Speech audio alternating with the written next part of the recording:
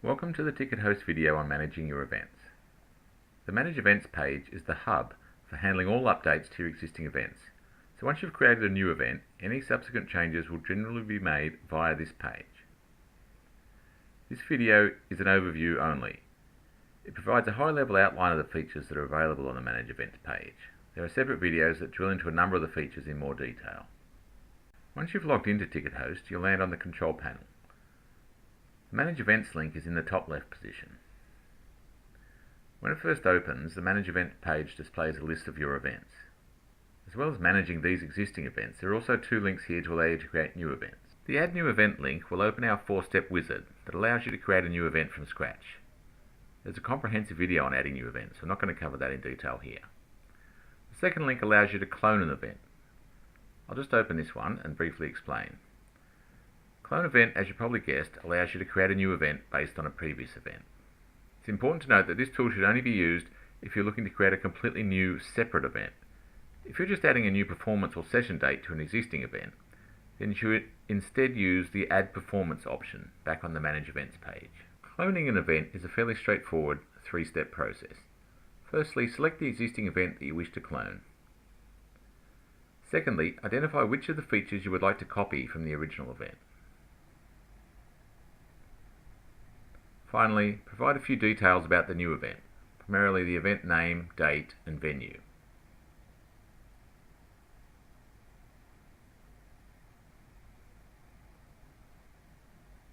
Then just click on the Clone Event button and the new event will be generated. Obviously you want to review the event setup and probably fine-tune it a little, but this method should save you some keystrokes. Okay, I'm going to bypass actually generating the new event, but I think you've got the idea.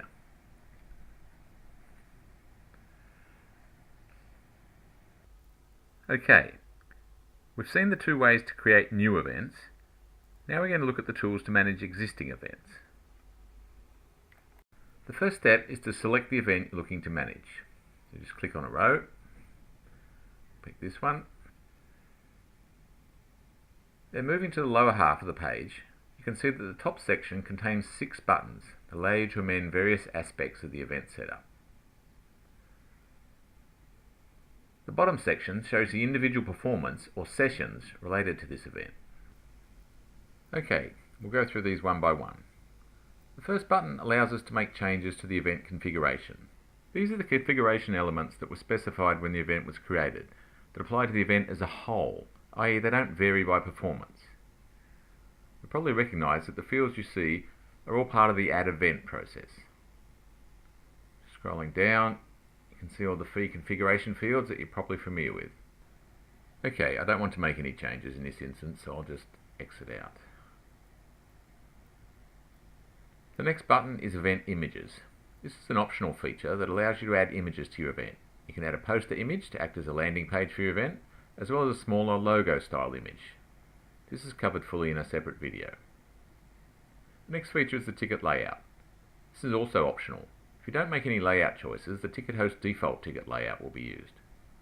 This feature is also covered in detail in a separate video. The next option allows you to add data collection fields to your event to capture additional information from your ticket buyers. For example, if your event involves a meal, you may want to ask your attendees if they have any special dietary requirements. This tool has a number of different applications and is comprehensively covered in a separate video. The fifth button simply allows you to preview your ticket layout. So once you've finished configuring the ticket layout via the third button, you're able to view the result and confirm it satisfies your requirements.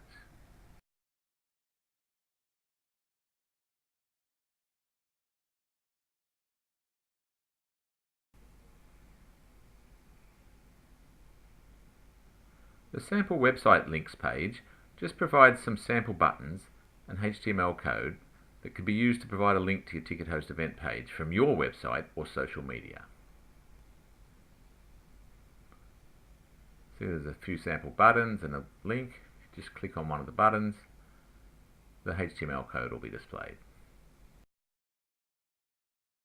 Your website administrator can then just paste that into your website, or I'm sure they can whip up their own button or link. Okay, The bottom half of the Manage Events page relates to the performance or session details for your event. When your event was created, you nominated only a single date. The configuration options relevant to that date can be accessed by the Amend Performance link. You can also cancel the performance by clicking on the Cancel button. Let's go into the Amend page. It's actually made up of 3 pages. If we move on to the second page, you can see it contains the venue details, including the capacity. Then onto the third page, which contains the ticket category and pricing fields. And it's quite a similar format to the Add Event page.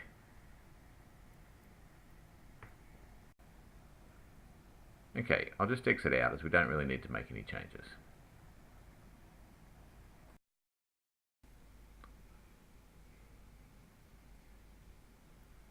The final option we're going to look at is the Add New Performance button. This is only required for events with multiple performances or sessions. So you simply click on the button, select which existing performance you wish to copy. In this case there is only one. Then select the date and time for the new performance, and whether or not the status for the new performance should be active or pending. And click Save, and the new performance will be created. You can see that we now have a second date appearing in the list. The new performance will have copied the venue details, ticket categories and prices exactly from the source performance.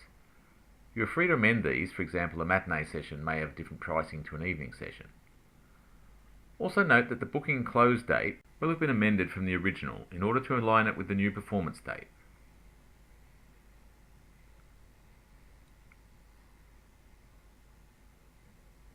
Just step through now.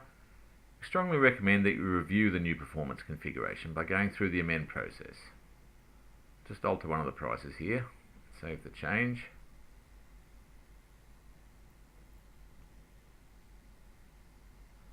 Okay, before we wrap up, one important thing to note.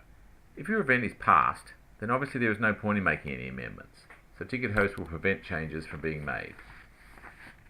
If your event is current and no sales have been made, then you are free to alter the event setup using the tools we're about to describe.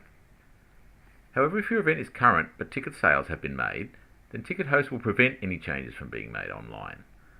This is to avoid confusion with differing event information being provided to existing and future ticket buyers.